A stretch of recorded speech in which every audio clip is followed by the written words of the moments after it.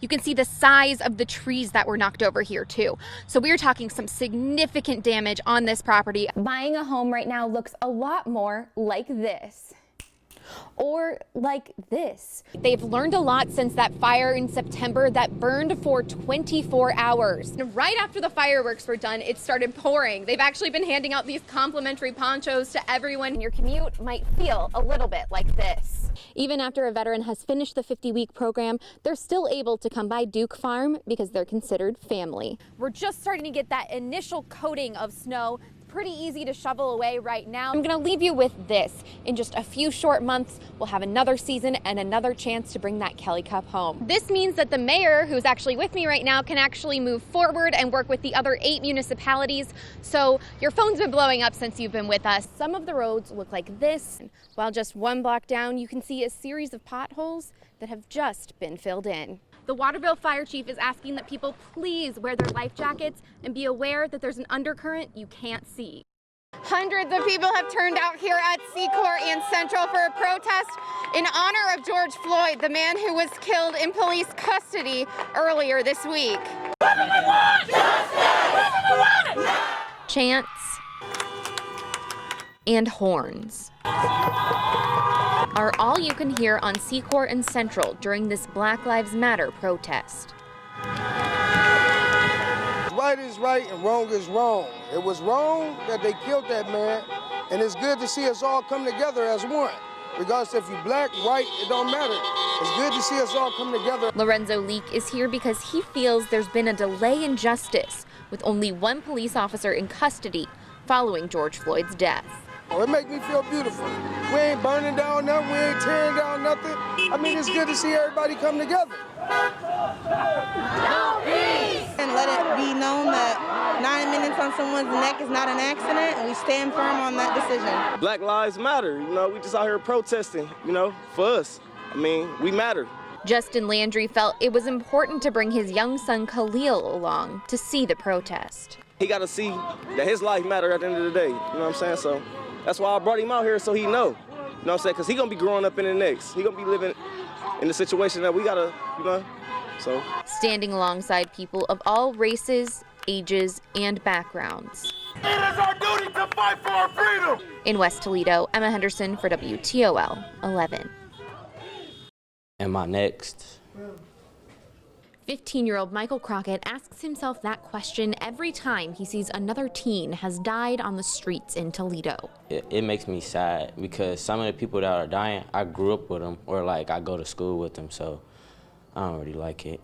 He's been at Soul City Boxing for over a decade and says it's a big reason he isn't on the streets today. And he's not alone. If I weren't here, I'd have been in the streets. For them, these teen gun violence deaths are personal. Soul City Boxing saved me from where I could have been because all my friends went to jail or some of them dead and stuff like that, and I didn't want to end up like that. If they could sit down with public officials to talk about what needs to be changed, this is where they'd start.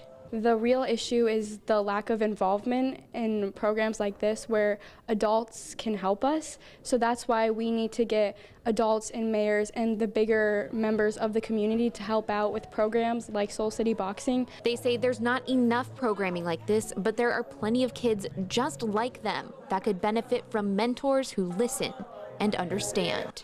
They don't choose this lifestyle, they're born into it, so they really don't have an option, and some they try to make it out, but it just doesn't work for them. In Toledo, Emma Henderson for WTOL 11. Hashtags, social media posts, even rallies have been held across the country with the goal of helping children in sex trafficking. Emma Henderson sat down with a local survivor to discuss her experience, how she survived, and a message for those who are following groups like Save Our Children. My story is that I was trafficked from the ages of 10 to 14. And what I think is really relevant now is not the super gory details that a lot of people want me to talk about, but rather how it happened. Her story begins an hour outside of Toledo, in a town she requested remain anonymous for her own safety.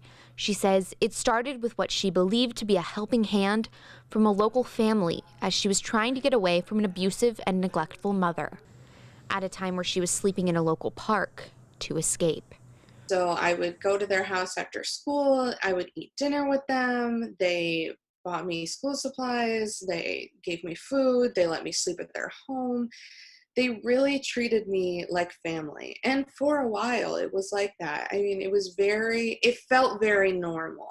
As time went on, other things were asked of her. And eventually it turned into, we love you and we've helped you, and this is how you repay people who love you and who help you, by slowly starting to ask me for sexual favors for people in the family. It snowballed into me being taken to truck stops and motels and different people's houses to be sold and to be raped. She says her story is not unique. Trafficking does not discriminate against people for their race, their class status, their location. It happens in affluent neighborhoods. It happens in low-income neighborhoods. It happens in big cities and small towns. But what everyone has in common is that they needed something and that they were lured in by someone they knew and they were trusted. Greg says seeing rumors on social media with no actual proof harms the work being done. In my years of activism, of going to support groups, of talking to survivors, have never met somebody who was just snatched up off the street or kidnapped from a mall or approached by a total stranger never to be seen again. She says supporting existing organizations in your community can and will help those who need it most. There are genuine activists out there, survivors and non-survivors alike, who are dying to be heard, that are doing this important work, that are saying these important things that are real, and no one's listening to them because they would rather have the flashy and political false stories that are flying around on Facebook and Reddit and everywhere else. She believes there are people who genuinely want to help that have been given bad information. Greg says listen to the survivors. They will tell you how they need help. My story is not special, but what did help me was just somebody who noticed the signs and who cared. It was ultimately my dad who came back into my life and trusted me when I said that something bad was happening to me, and just like packed up my stuff with me and got me out of the situation. Emma Henderson joins us now live. Emma, first of all, great reporting there. Very honest words from that young lady. Giving us finally a face on a subject that we don't often get to see that. How can we help? Well, Dan, there are some signs you can look for. The first thing is you may see kids dressed inappropriately for their age or for the weather. They might have bruises on their upper arms and upper legs. They're generally not going to speak to you when spoken to. Instead, they're going to refer you to the adult who is with them, and they will also have an unusual knowledge of sex for their age. From up high, and even as people are driving alongside this Erie, Michigan farm, it looks like they're growing Christmas trees. But get a bit closer and you'll see it's actually hemp. Emma Henderson toured the farm along with others interested in the crop to find out why it's getting more popular. It's a weed, but probably not the weed you're thinking of. Here in Erie, Michigan, farmers are learning about the reality and misconceptions of growing hemp in the Midwest. Mike Gaynor's background is in agricultural insurance, but since the 2018 Farm Bill passed, opening up the door so more people can grow hemp, he's been interested. And I saw where this thing was going, and I said, this is an opportunity for my customers. For me, I own land, but for my customers to diversify a little bit. In a few weeks, he'll be able to harvest his first crop with Green Farms Company, where the hemp will be used for their line of CBD products. There's salves, there's balms, there's CBD oil, there's gummies for people, gummies for animals to remove anxiety. Families that have been farming for generations are also switching over to the crop, seeing how quickly the industry has grown. There is just a little extra something here in this area, and we've tried to put our finger on it, but it's just the weather patterns and the soil conditions and everything. So we're hoping to get a little bit different, something special out of our hemp plants. And Gaynor says while it might look the same, stealing hemp plants from farmers like him won't give you that desired buzz since there's close to no THC. We had some curious people come in the back of the field and chop out 20 plants because I'm sure they thought it was marijuana.